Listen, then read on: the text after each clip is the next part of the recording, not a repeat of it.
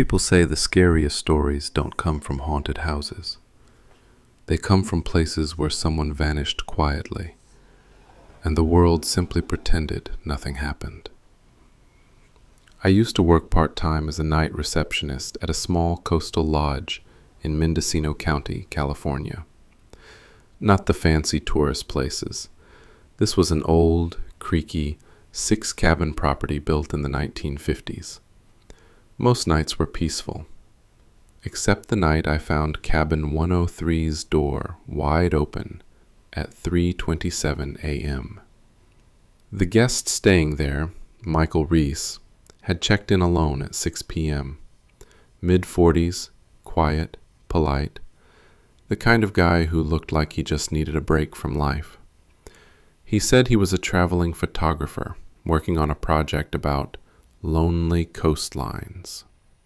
At around 2:40 a.m., I got a call from him, but when I picked up, there was no voice, just wind, aggressive, rushing wind.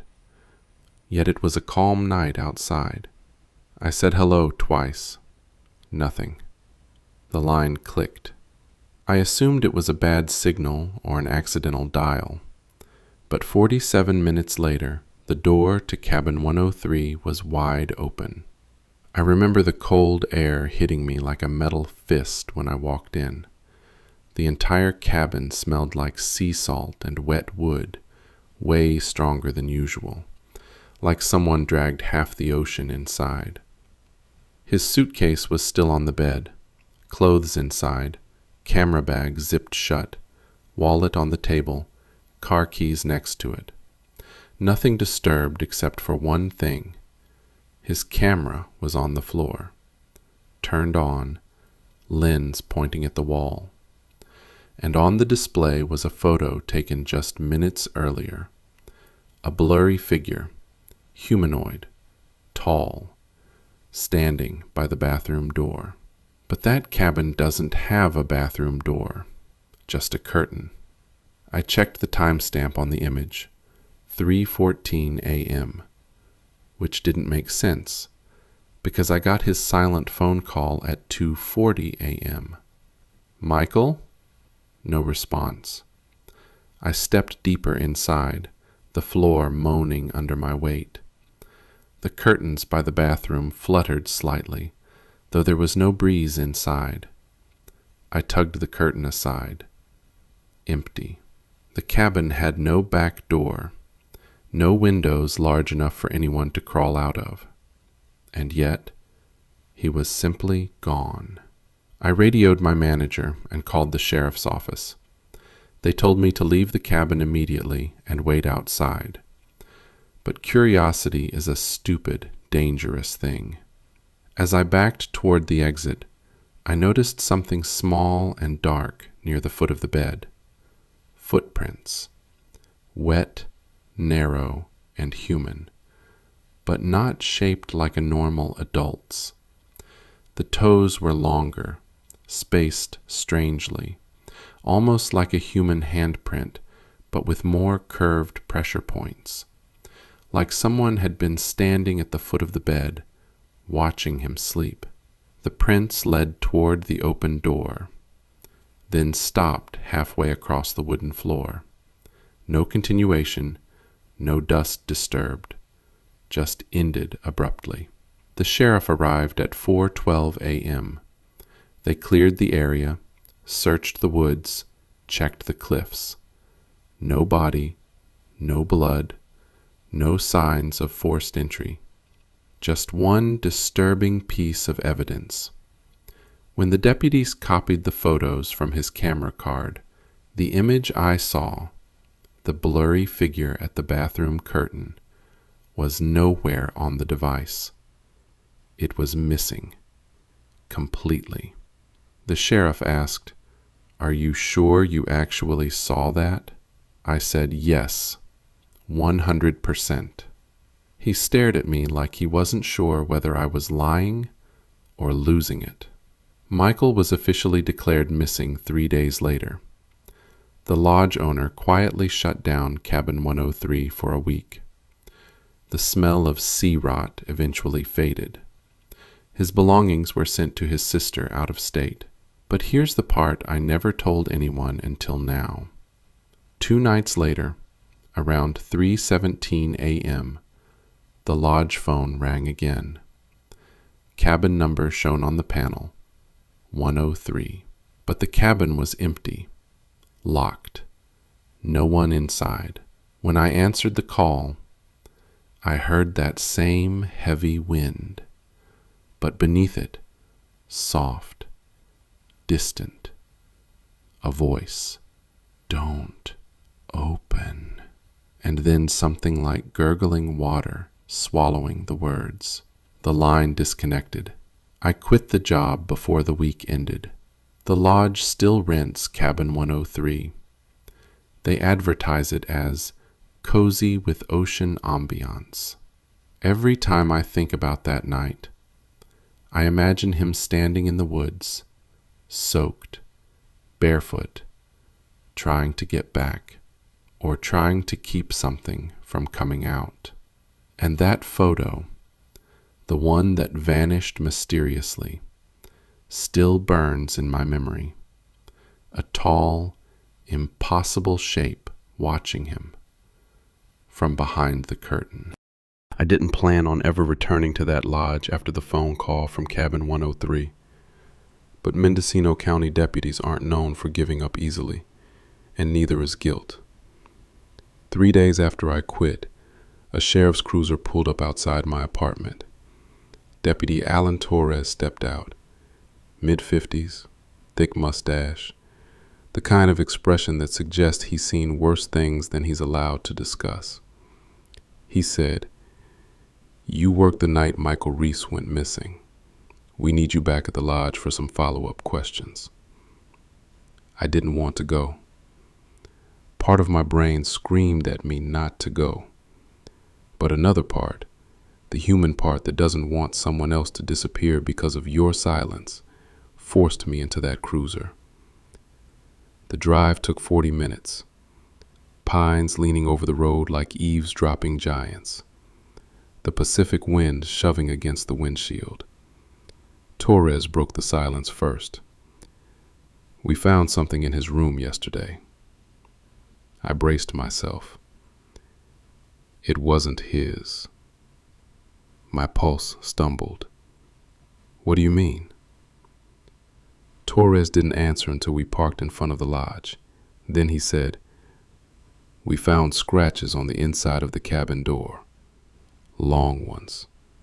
Deep ones." Cabin 103 looked the same as the night I left. Gray shingles, salt-stained windows, ocean roaring in the distance.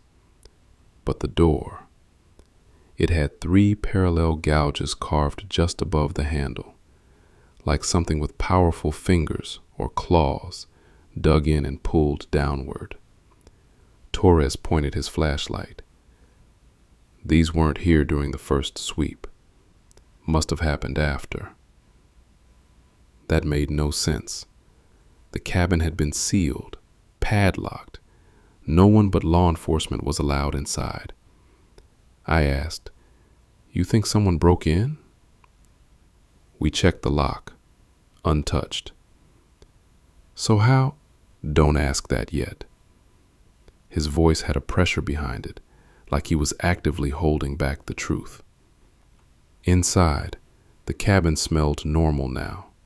Cleaner chemicals, no sea rot. But the floor where the wet footprints had vanished was still discolored, like moisture had seeped deep into the old wood. Torres sat at the small table and opened a leather-bound journal. "This belonged to the original owner," he said. "The lodge has changed hands 6 times since the 80s. The original owner, some guy named Harold Monroe, died decades ago." Torres slid the open logbook toward me. I expected accounting notes. Instead, page after page was filled with short entries like, "Sighted again near cabin 103. Footsteps on roof. Guest asleep. No entry attempted. Do not rent 103 on nights with heavy tide. It stood by the tree line for 47 minutes, watched the windows. Closed curtains before dark. In the margins were small sketches, not artistic, just crude outlines. A tall, narrow figure, arms long enough to hang past the knees, head slightly tilted forward, eyes drawn black. I pushed the book back. You're kidding, right? Some prank? Torres shook his head. This guy was a Korean War vet. No history of mental illness. Neighbors said he was practical to a fault. I couldn't find words. Then Torres flipped to a tabbed page, a list of dates. Next to each date was one word. Gone. I scanned them. Gone repeated beside dates spanning 40 years. People? I asked quietly. He nodded grimly. Vacationers, solo travelers, all staying in cabin 103. My stomach dropped. How many? Torres barely whispered it. 22. Before I could absorb that, Torres said something that tightened every inch of my spine. Michael wasn't the last one. I froze. What do you mean, not the last?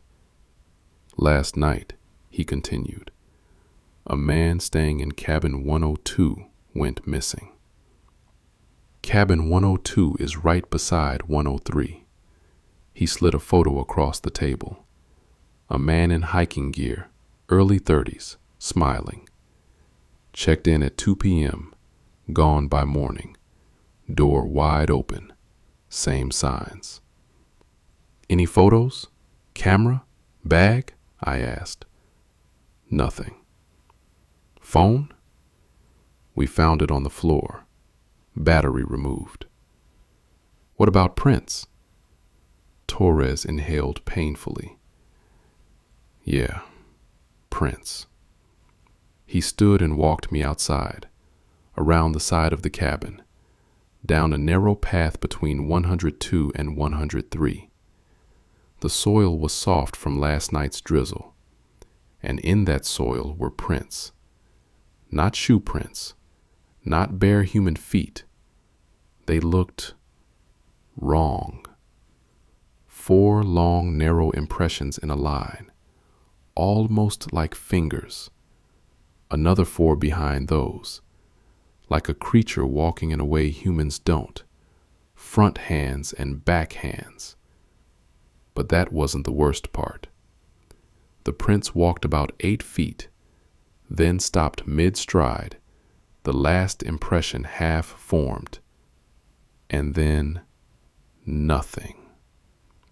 No soil disturbance, no broken twigs, like whatever made them simply lifted off the ground and continued without touching anything. Torres rubbed his face,